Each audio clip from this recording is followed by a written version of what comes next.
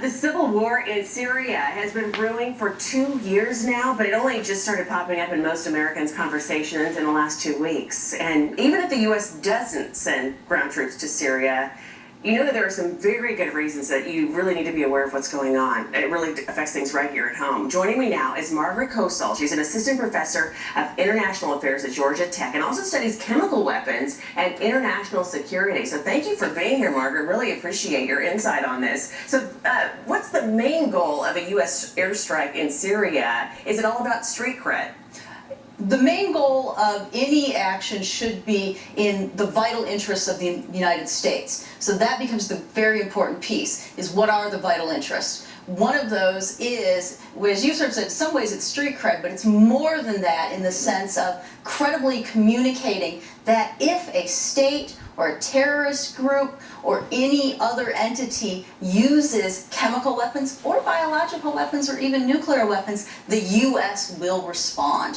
So it's a deterrent threat. And I would assume it's also about stability in the region, that being a huge concern with our allies in the area. And then President Obama, he says that a U.S.-led ground war is not an option right now. But I mean, you might be wondering, how might U.S. forces be used in a strike on Syria? What do you think? So at this point, it's likely to be either using U.S. naval forces or U.S. Air Force options and different capabilities. Okay, so let's just backtrack here a little bit. This has been going on for quite a while, instability in the region. How did the U.S., though, get into this position, being called on to right an apparent wrong?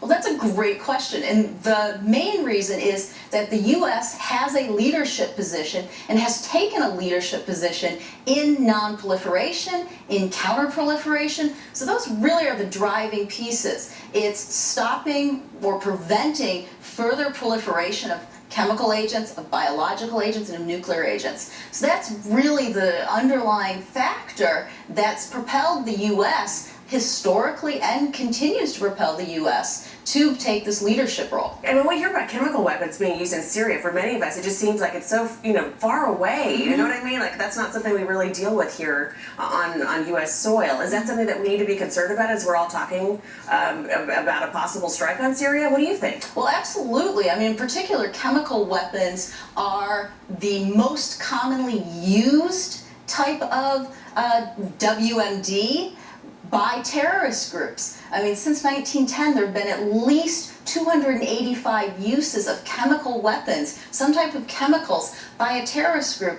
a number of them in the United States.